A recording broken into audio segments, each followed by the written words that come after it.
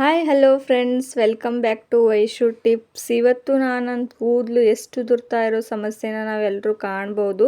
ಹಾಗೂ ಬುಡದಿಂದ ನಮ್ಮ ಕೂದಲು ಹೇಗೆ ಬೆಳಿಬೇಕು ಹಾಗೂ ಉದ್ದವಾಗಿ ದಪ್ಪವಾಗಿ ಎಷ್ಟು ಜನಗೆಲ್ಲ ಕೂದಲು ಇಷ್ಟವಾಗಿರುತ್ತೋ ಅದು ಕೂಡ ಈ ಒಂದು ಹೇರ್ ಆಯಿಲ್ನಿಂದ ನಮ್ಮ ಕೂದಲು ಬೆಳೆಯೋದಕ್ಕೂ ಸಹಾಯ ಆಗುತ್ತೆ. ಇವತ್ತಿಂದ ಒಂದು ವಿಡಿಯೋನ ನೀವು ಕೂಡ ತಪ್ಪದೆ ನೋಡಿ ಹಾಗೂ ನಿಮ್ಮ ಕೂದಲು ಕೂಡ ಜಾಸ್ತಿ ಉದ್ದವಾಗಿರಬೇಕು ಅಂತ ಇಷ್ಟವಾಗುತ್ತೋ ಅವರು ಕೂಡ ಈ ಒಂದು ವಿಡಿಯೋನ ಸ್ಕಿಪ್ ಮಾಡದೆ ಪೂರ್ತಿಯಾಗಿ ನೋಡಿ. ಹಾಗಾದರೆ ತಡ ಮಾಡದೆ ನೋಡೋಣ ಬನ್ನಿ ಗೈಸ್. ನಾನಿಲ್ಲೊಂದು ಕಬ್ಬಿಣದ ಹಂಚನ್ನು ತಗೋತಾ ಇರೋದು. ನೀವು ಬೇಕಾದರೆ ಕಬ್ಬಿಣದ ಕಡಾಯಿ ಕೂಡ ಯೂಸ್ ಮಾಡ್ಕೊಳ್ಬೋದು.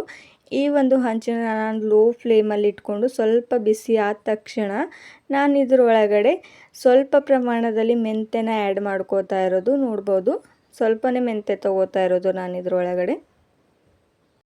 ಮೆಂತ್ಯೆಯಿಂದ ನಮ್ಮ ಕೂದಲು ಎಷ್ಟು ಚೆನ್ನಾಗಿ ಬೆಳವಣಿಗೆ ಆಗುತ್ತೆ ಅಂತ ಎಲ್ಲರೂ ಚೆನ್ನಾಗಿ ಗೊತ್ತೇ ಇದೆ, ಅದೇನೇ ಅವಶ್ಯಕತೆ ಇಲ್ಲ ಹೇಳೋದು.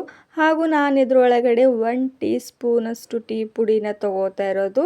ಬೇಕಾದರೆ ನೀವು ಜಾಸ್ತಿ ಕೂಡ ಆ್ಯಡ್ ಮಾಡ್ಕೊಳ್ಬೋದು ಟೀ ಪೌಡರ್ನ. ನಾನು 2 ಟೇಬಲ್ ಸ್ಪೂನಷ್ಟು ಟೀ ಪುಡಿನ ಹಾಕ್ಕೊಂಡಿರೋದು ಇದರೊಳಗಡೆ. ಟೀ ಪೌಡರಿಂದ ಕೂಡ ಗಾಯ್ಸ್ ನಮ್ಮ ಕೂದಲು ಉದುರೋ ಸಮಸ್ಯೆ ನಿಲ್ಲುತ್ತೆ ಹಾಗೂ ಕೂದಲು ಒಂಥರ ಶೈನಿಯಾಗಿ ಕಲರ್ ಕೊಡುತ್ತೆ ಇದರಿಂದ, ಹಾಗೂ ಚೆನ್ನಾಗಿ ಶೈನಿಯಾಗಿ ಹೊಳಪು ಕೊಡುತ್ತೆ.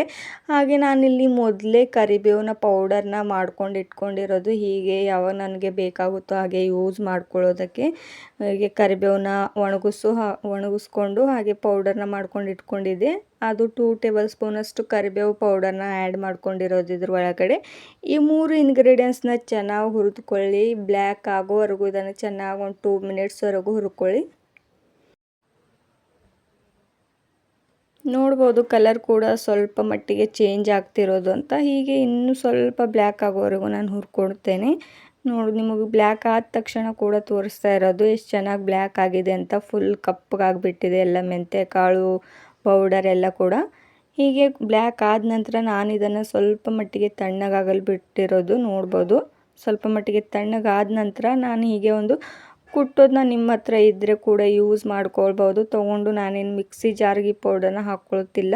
ಹೀಗೆ ಇದ್ರ ಮೇಲೆ ಚೆನ್ನಾಗಿ ನೈಸಾಗುತ್ತೆ ಅಂತ ಹೀಗೆ ಕುಟ್ಕೋತಾ ಇರೋದು. ನೋಡ್ಬೋದು, ಚೆನ್ನಾಗಿ ಪೌಡರ್ ಕೂಡ ಆದ ತಕ್ಷಣ ಕೂಡ ನಿಮ್ಗೆ ತೋರಿಸ್ತೀನಿ ಗೈಸ್. ತುಂಬ ಚೆನ್ನಾಗಿ ಪೌಡರ್ ಆಗುತ್ತೆ ಇದರಿಂದ. ನೋಡ್ಬೋದು ಎಷ್ಟು ಚೆನ್ನಾಗಿ ಪೌಡರ್ ಆಗಿಬಿಟ್ಟಿದೆ ಅಂತ. ಹೀಗೆ ಸ್ವಲ್ಪ ಕುಟ್ಕೊಂಡಿದ್ದ ತಕ್ಷಣ ಈ ಪೌಡರ್ ಎಲ್ಲ ಈ ಹಂಚಿಂದ ನಾನು ಒಂದು ಬಟ್ಲೊಳಗಡೆ ಹಾಕ್ಕೊಳ್ತಾ ಇರೋದು. ಬಟ್ಲೊಳಗಡೆ ಹಾಕ್ಕೊಂಡಿದ ನಂತರ ಇದನ್ನು ನಾನೊಂದು ಜಲ್ಲುಡಿ ತೊಗೊಂಡು ಇದಕ್ಕೆ ಶೋಧಿಸ್ಕೊಳ್ತೇನೆ. ಯಾಕಂದರೆ ಸ್ವಲ್ಪ ದಪ್ಪ ದಪ್ಪ ಇರುತ್ತೆ ಅಲ್ವಾ, ಫುಲ್ ಪೌಡರ್ ಆಗೋವರೆಗೂ ಆಗೋದಿಲ್ಲ. ಅದ ಕಾರಣ ಸ್ವಲ್ಪ ನಾನು ಜಲ್ಲುಡಿ ಹಿಡ್ಕೊಂಡೆ. ನೋಡ್ಬೋದು ಎಷ್ಟು ಚೆನ್ನಾಗಿ ಪೌಡರ್ ಆಗಿಬಿಟ್ಟಿದೆ ಅಂತ. ಮೊದಲು ಸ್ವಲ್ಪ ದಪ್ಪವಾಗಿತ್ತು. ಹಾಗೆ ಅದೇ ಹಂಚ ಮೇಲೆ ನಾನು ಸ್ವಲ್ಪ ನೀರನ್ನ ಆ್ಯಡ್ ಮಾಡ್ಕೋತಾ ಇರೋದು.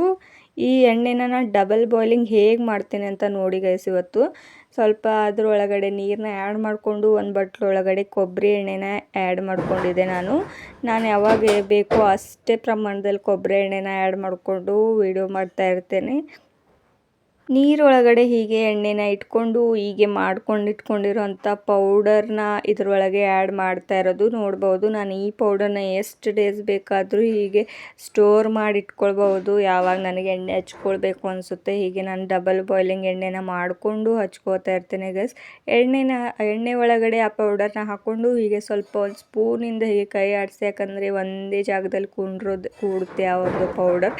ಹೀಗೆ ಎಲ್ಲ ಕಡೆ ಹರ್ಕೊಂಡ್ರೆ ಚೆನ್ನಾಗಿ ಕಲರ್ ಕೂಡ ಅದು ಬಿಡುತ್ತೆ.